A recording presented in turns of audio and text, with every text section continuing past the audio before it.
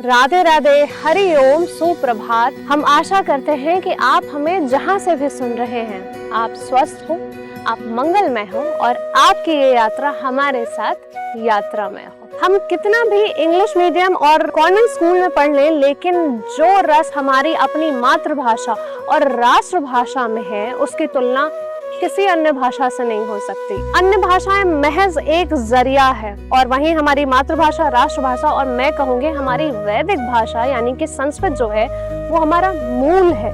असल में हमारी वैदिक संस्कृति और परंपरा का कोई और विकल्प है ही नहीं। परिवार के साथ आप 2 दिन रामायण के एपिसोड्स अगर देख लें तो हमारा जैसे हृदय परिवर्तन हो जाता है। कभी गलती से बच्चों के मुंह से अगर 2 शब्द हिंदी के सुनाई दे देते हैं तो लगता है कितनी बड़ी बात है, और अगर उनके मुख से संस्कृत और मंत्र उच्चारण सुनने को मिल जाए फिर तो हम तरे हो जाते हैं। यद भद्रं तन्नासुव ओम हिरण्यगर्भः समावर्तताग्रे भूतत्। सोचिए इस वक्त पूरी दुनिया में अगर हम ट्रेंड की बात करें तो भागवत गीता, गीता सार, श्लोक और ढेरों फॉलोअर्स होंगे, लेकिन कितने ही होंगे जो असल में संस्कृत में श्लोक बोल सकते हैं, पढ़ सकते हैं। कितनी बड़ी बात है ना, हम अपनी ही भाषा और संस्कृत से पिछड़ चुके हैं सही मायने में, और जिसका सबसे बड़ा कारण है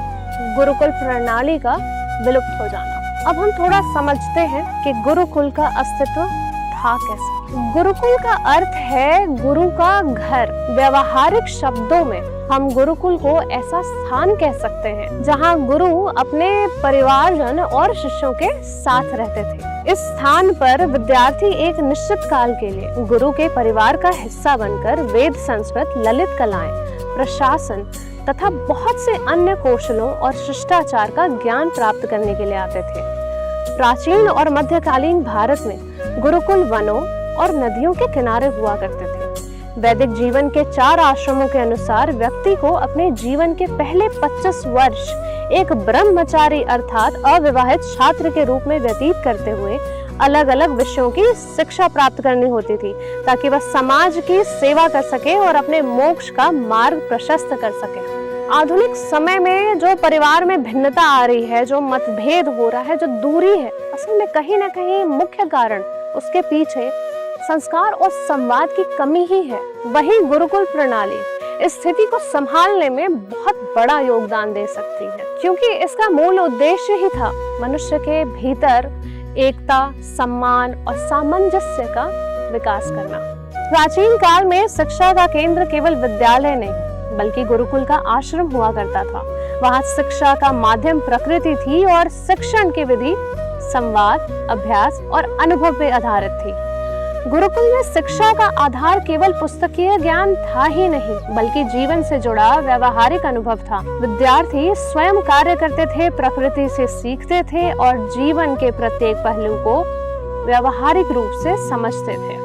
गुरुकुल शिक्षा प्रणाली ने भारत को ऐसे महान व्यक्तित्व दिए जिन्होंने समाज, राष्ट्र और मानवता की सेवा में अपना जीवन समर्पित किया, जैसे श्री राम, कृष्ण, चाणक्य, पणिनि, आर्यभट्ट, पतंजलि, सुश्रुता, दयानंद सरस्वती और अनेक ऋषि मुनि।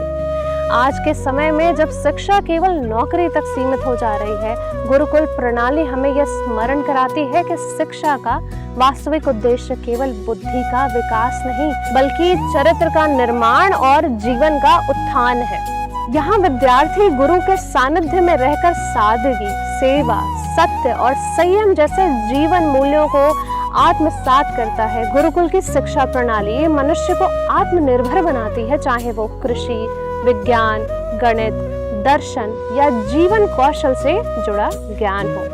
गुरुकुल का सबसे बड़ा महत्व यह था कि यह शिक्षा को केवल पेशा नहीं बल्कि जीवन का साधन मानता था। यहाँ शिक्षा का उद्देश्य अच्छा नागरिक बनाना था जो समाज, राष्ट्र और मानवता के कल्याण के लिए काम करे।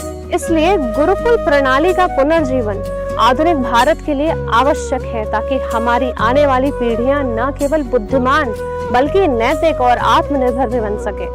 आधुनिक जीवन की तेज रफ्तार ने मनुष्य को भौतिक रूप से संपन्न तो बना दिया, परंतु मानसिक और नैतिक रूप से कमजोर कर दिया है। ऐसे में गुरुकुल शिक्षा वह मार्ग दिखाती है जो ज्ञान, संस्कार और आत्मिक शांति का संतुलन सिखाती है।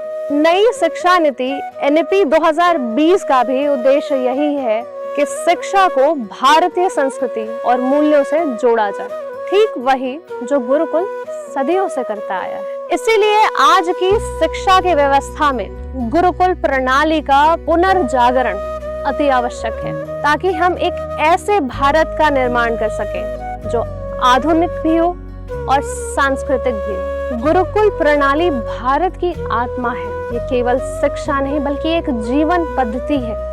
यदि सरकार इसे आधुनिक शिक्षा प्रणाली में समाहित करे तो भारत न केवल ज्ञान का केंद्र बनेगा बल्कि संस्कार, संस्कृति और आत्मनिर्भरता का भी वैश्विक आदर्श बन सकता है। हम आशा करेंगे कि इस देश में गुरुकुल प्रणाली और गुरुकुल पद्धति का पुनर्जागरण हो और हम सब आगे बढ़े। राधे राधे। आप यात्रा में हो।